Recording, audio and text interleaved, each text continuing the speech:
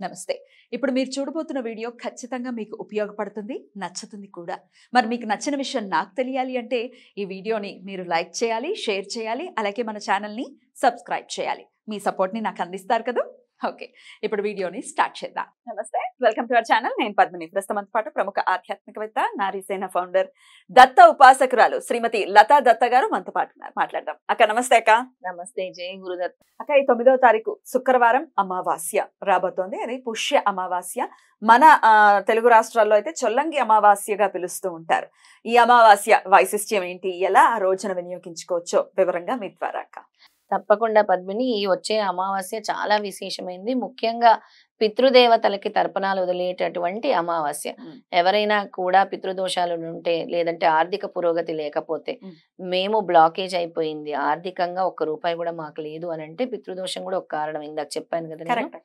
అలాంటి వాళ్ళందరూ కూడా మీకు దగ్గరలో ఉండే పిఠాపురం పాదగయ క్షేత్రానికి వెళ్ళొచ్చు. లేదమ్మా మేము అంత దూరం వెళ్ళలేము, మాకంత స్తోమత లేదన్న వాళ్ళు ఆ రోజు ఉదయాన్నే, అమావాస్య రోజు ఉదయాన్నే చక్కగా తలంట స్నానం చేయండి. గంగాజలం తీసుకోండి, కాశీ గంగాజలంగా నీరుని తీసుకోండి. ఇల్లంతా శుద్ధి చేసుకోండి. ప్రతి గది కూడా బయట నుంచి మొదలు పెట్టాను, ప్రధాన ద్వారం నుంచి మొదలుపెట్టి లాస్ట్ మీకు ఏదైతే రూమ్ ఉంటుందో ప్రతి రూమ్ కూడా చల్లుకోండి, శుద్ధి చేసుకోండి ముందుగా. ఆ తర్వాత తెల్లటి వస్త్రాలు ధరించండి. తెల్లటి వస్త్రాలు ధరించి ఈ నేను చెప్పే కార్యక్రమం చేయాలి. ఒక రాగి పాత్ర తీసుకోండి. రాగి పాత్ర తీసుకొని అందులో కొద్దిగా నల్ల నువ్వులు, పచ్చి ఆవు పాలు వేసుకోవాలి. గంగాజలం కూడా వేసుకొని కలుపుకోవచ్చు, లేదా నీరు వేసుకోండి, అది లేకపోతే కలుపుకోండి. చక్కగా కలుపుకొని ఆ రోజు సూర్యుడికి ఆర్ఘ్యం రూపంలో దాన్ని సమర్పించండి, పితృదోషాలు తొలగిపోవడానికి. ఆర్ఘ్యం రూపంలో దాన్ని అక్కడ సమర్పించి సూర్య భగవానుడికి నమస్కారం చేసుకోండి. స్వామికి ఆ రోజు దత్తాత్రేయ స్వామి స్తోత్రం, దత్తస్తవం చదువుకోండి. అలాగే దత్త మంత్రం చదువుకోండి. ఆ రోజు సిద్ధమంగళ స్తోత్రం చదువుకోండి పితృదోషాలు పోవటానికి. ఎందుకు అని అంటే దత్తస్వామికి పూజ చేస్తేనే యాన్సెస్టర్స్ దోషాలు, పితృదోషాలు, బ్రహ్మత్యా పాతకాలు, ప్రారబ్ధ కర్మలు, అన్ని కర్మలు, సంచిత కర్మలు అన్ని సమస్తం అన్ని కూడా హరిస్తాయి. ముఖ్యంగా ఈ అమావాస్య అంటే స్పెసిఫిక్ గా పితృదోషాల కోసమే ఉంది ఈ అమావాస్య. ఈ రాబోయే అమావాస్య 9వ తారీఖు అమావాస్య. అయితే ఎవరికైతే ఇవి ఉన్నాయో వాళ్ళందరూ కూడా మేము చేయలేదు, ఇంకా మాకు బ్లాకేజెస్ ఉన్న వాళ్ళు ఈ విధంగా చేయండి. ఆ తర్వాత ఎవరైనా దగ్గరలో ఉండే పేదలు, అనాథలు, వృద్ధాశ్రమాలకు వెళ్ళి చక్కగా పంచదార, తర్వాత గోధుమ పిండి ఉంటుంది కదా, గోధుమ పిండిలు ఎటువంటి పిండి అయినా దానం చేయొచ్చు. దానం చేయండి. దేవాలయంకి వెళ్ళి నూనె దానం చేయండి. ఆ రోజు అమావాస్య కదా, నూనె చక్కగా నువ్వుల నూనె కానీ, కొంతమంది నువ్వుల నూనె ఇస్తారు, కొంతమంది ఆవ నూనె ఇస్తారు. దీపారాధనకని నూనె దానం చేయండి. మీ పితృదేవతల పేరు మీదే వాళ్ళని మేము గుర్తు చేసుకొని ఇస్తున్నాము, దీపారాధన కోసం అని ఇవ్వండి, దానం చేయండి. చాలా విశేషమైన ఫలితం స్వామివారి ఇస్తారు తప్పకుండా కూడా. అద్భుతం. అది అమావాస్య రోజు అందరూ చేయవలసిన కార్యక్రమం. పుష్యమాసం కాబట్టి ఖచ్చితంగా నూనెను విశేషంగా చెప్తూ ఉన్నారా? నూనె శని భగవానుడు నక్షత్రం కదా, నూనె విశేషంగా పితృదేవతలకి ఈ నువ్వులకి చాలా సంబంధం ఉంటుంది కాబట్టి నువ్వుల నూనె అని అన్నాను. అందుకే ఆ రోజు నల్ల నువ్వులు కూడా రాగి పాత్రలో వేసి కలిపి పచ్చిపాలు స్వామికి అర్ఘ్యం ఇస్తున్నాం, వదిలేస్తున్నాం తర్పణం. అర్ఘ్యం ఇవ్వడం కొంతమందికి అంటే ఏంటి అని అడుగుతారు. సో ఒక రాగి చెంబులో నిండుగా నీళ్లు తీసుకొని నువ్వులు వేసి, ఒక రాగి చెంబు నిండా నీళ్లు తీసుకొని నువ్వులు తీసుకొని నువ్వులు వేసి పచ్చిపాలు వేసి కలిపేసి మీ పితృదేవతలందరి పేర్లు తలుచుకొని ఆర్ఘ్యం వాళ్ళ పేరు మీద నేను మిమ్మల్ని గుర్తు చేసుకుంటున్నాను. ఇక్కడ కావాల్సింది ఏంటి? రిమెంబరెన్స్ అండ్ గ్రాటిట్యూడ్ అంటాను నేను ఎప్పుడు కూడా. గుర్తు పెట్టుకోవడము, వాళ్ళకి మనం చూపించే గ్రాటిట్యూడ్. ఎందుకంటే నీ జీన్స్ ఎక్కడి నుంచి వస్తున్నాయి? నీ ముత్తాతల నుంచి నీ జీన్స్ వస్తున్నాయి. ఆ జీన్స్ అంటే నీకు సంబంధం ఉంటుంది ముత్తాతలు. వాళ్ళు వెళ్ళకపోతే ఎక్కడో చోట ఆగిపోయినా కూడా మధ్యలోకంలోనో ఇంకే లోకంలో వాళ్ళ ఆత్మ పైనకు చేరుకోకపోతే దాన్నే దోషం అంటాం. వాళ్ళ వరకు చేరాలి అని అంటే వాళ్ళందరినీ తలుచుకొని నువ్వు సమర్పిస్తున్న ఆర్ఘ్యము. ఇంకా అదే విధంగా ఆ రోజు పద్మిని తెల్ల అన్నంలో నల్ల నువ్వులు కలిపి ముద్దలా చేసి పైన కాకులకు పెట్టండి. కాకులు స్వీకరిస్తాయి. అది చాలా మంచి సింపుల్. అంటే నాకు ఏ మంత్రం రాదు, ఏ తంత్రం రాదు, నేను చేయలేను అన్న వాళ్ళకి రెమెడీస్ చెప్తున్నాను. తప్పకుండా తెల్లటి అన్నం వండేసి పెద్దలు తలుచుకుని నల్ల నువ్వులు వేసేసి జల్లేసి చక్కగా ముద్దల్లా చేసి. ఆడవాళ్ళైనా పెట్టచ్చా ఇది? ఇంటి పెద్దవాళ్ళే పెట్టాలి. పెట్టాలి యాక్చువల్ గా, కానీ మగవాళ్ళు మగవాళ్ళు పెట్టాలి. వినరండి అనే కొంతమంది అంటారు. పెట్టొచ్చు, ఏమీ కాదు. అసలు చెయ్యట్లేదండి మా అమ్మ. మీరు నమస్కారం చేసుకొని మీ పెద్దలను తలుచుకొని పెట్టండి, ఉమ్. ఏం తప్పులేదు. ఉమ్.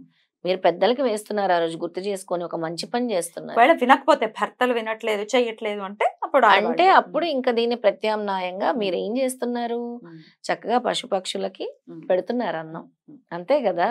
వెళ్ళి తలుచుకొని పైన పెట్టేసేయండి.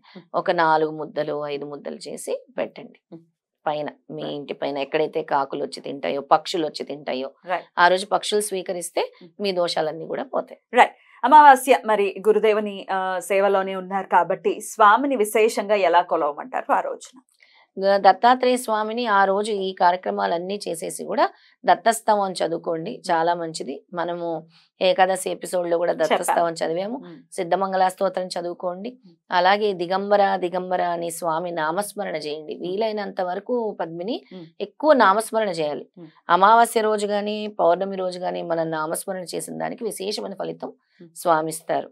అలాగా ఓం శ్రీ గురుదేవ దత్త అనే నామాన్ని మీరు పట్టించుకుంటూ ఉండండి. ఇది రెగ్యులర్ గా చెప్తూ ఉంటాను. ఎందుకంటే శ్రీలో లక్ష్మీకరం ఉంది, ఓంలో ఈశ్వరుడు ఉంటాడు. ఓం అనే పదంలో చాలా పాజిటివ్ ఎనర్జీ ఉంది. గురుదేవ దత్త, గురుదేవుడు అందరు కలిసి ఉంటారు కాబట్టి ఈ మంత్రాన్ని మీరు జపించండి. 108 సార్లు జపించండి. దత్తస్తవం 3 సార్లు చదువుకోండి. సిద్ధమంగళ స్తోత్రం 9 సార్లు గాని 11 సార్లు గాని పఠించండి. రైట్ అక్క. ఇక లక్ష్మీదేవికి, శుక్రవారం అంటే లక్ష్మీదేవికి సంబంధించిన రోజు మనందరికీ తెలిసిందే. అందులో అమావాస్య అంటే అమ్మవారికి ఖచ్చితంగా ప్రీతికరమైనటువంటి చాలా ప్రీతికరమైన రోజు, చాలా ప్రీతికరమైన. లక్ష్మీదేవి గురించి కూడా చెప్పండి అక్క. సాయంత్రం ఎట్లా అమ్మవారిని పూజించుకో? చక్కగా మీరు పాలు తీసుకోండి, కొన్ని పాలు తీసి అమ్మవారికి నైవేద్యంగా పెట్టి ఆ రోజు తేనె, పచ్చిపాలక కాచిన, కొంతమంది పచ్చి పాలు తేనె పెడతారు, కొంతమంది కాచిన పాలు కూడా మనం పెట్టుకోవచ్చు. చల్లారిన తర్వాత కాచిన పాలలో కొద్దిగా తేనె కలిపి పెట్టండి. తేనె అంటే అమ్మవారికి చాలా ఇష్టం. ఇంకా ఆ రోజు ఏం చేస్తారు అంటే చిన్న వెండి గిన్నె తీసుకోండి, దాని నిండుగా తేనె కలపండి, తేనె నింపాలి, తేనె నింపి అక్కడ పెట్టండి. మీరు నేను చెప్పిన ఈ పద్ధతి ఈ అమావాస్య నుంచి మొదలుపెట్టి నెక్స్ట్ అమావాస్య వరకు ప్రతి శుక్రవారం ఈ తేనెను మారుస్తూ ఉండండి. ఈ అక్కడే ఉంటుందా? అమ్మవారి దగ్గరే వదిలేస్తాం, మళ్ళీ నెక్స్ట్ ఫ్రైడే మార్చాలి. ఆ తేనె ఏం చేయాలి మరి? ఆ తేనెని చీమలకి ఆహారంగా వేయాలి. చీమలకు గాని లేదంటే ఎందులోనైనా కలిపేసి మొక్కలకైనా వేయొచ్చు. మనం కూడా ఏమైనా ప్రసాదంగా స్వీకరించవచ్చు, మనం కూడా స్వీకరించవచ్చు, నీటిలో కలుపుకొని తాగొచ్చు, అలా కూడా చేయొచ్చు. మళ్ళీ ఈ తేనెను మార్చి కొత్త తేనెను పెట్టండి. అలా మీరు ఒక 1 నెల రోజులు చూడండి. ఖచ్చితంగా మీ ఇంట్లో ఆర్థిక సమస్యలకి ఇది ఒక అద్భుతమైన పరిష్కారం అని చెప్పొచ్చు. చాలా మార్పు అయితే ఉంటుంది. వ్యాపార స్థలంలో గాని ఇంట్లో గాని మీ పూజా మందిరంలో ఇది పెట్టుకుంటే చాలా మంచిది. ఇది ఒక చిన్న రెమెడీ. డెఫినెట్లీ. అయితే అది క్లోజ్ చేసి పెట్టాలక్క? ఏదైనా మూత పెట్టి క్లోజ్ చేయమంటారా? ఓపెన్ గానే పెట్టాలి. అమ్మవారికి తేని సమర్పించాలి. వచ్చేస్తాయి, మంచిది, రానివ్వచ్చు. అసలు దాన్ని స్వీకరించడమే మనకు కావాలి. చీమలు వచ్చి దాన్ని స్వీకరించడమే మనకు కావాలి ముఖ్యంగా. అయ్యో చీమలు వచ్చేస్తున్నాయి మళ్ళీ దాన్ని ఏమీ తీయొద్దు, వాటికి ఆహారంగా ఇవ్వండి, వాటికి ఆహారాన్ని ఇస్తున్నారు మీరు. ఇది శుక్రవారం పొద్దున్నాక సాయంత్రం అయినా పొద్దున్నైనా పెట్టొచ్చు. ఏదో ఒక సమయంలో శుక్రవారం రోజు మాత్రం మీరు చేయాల్సిన ప్రక్రియ. బ్యూటిఫుల్. చిన్న వెండి గిన్నెలో ముద్దుగా, చిన్న వెండి గిన్నెలు. అద్భుతం. మంచి రెమెడీ కూడా చెప్పారు. ఈ అమావాస్యని ఎలా వినియోగించుకోవాలో చెప్పారు. ఖచ్చితంగా చాలా చాలా విశేషవంతమైనటువంటి అమావాస్య కాబట్టి పుష్యమాసంలో వచ్చేటటువంటి లాస్ట్ డే ఖచ్చితంగా అందరూ వినియోగించుకుని పితృదేవతల అనుగ్రహాన్ని పరిపూర్ణంగా మన వాళ్ళందరూ పొందాలని మనస్ఫూర్తిగా కోరుకుంటూ thank you so very much అక్క. నమస్తే. జై గురుదత్త. జై గురుదత్త.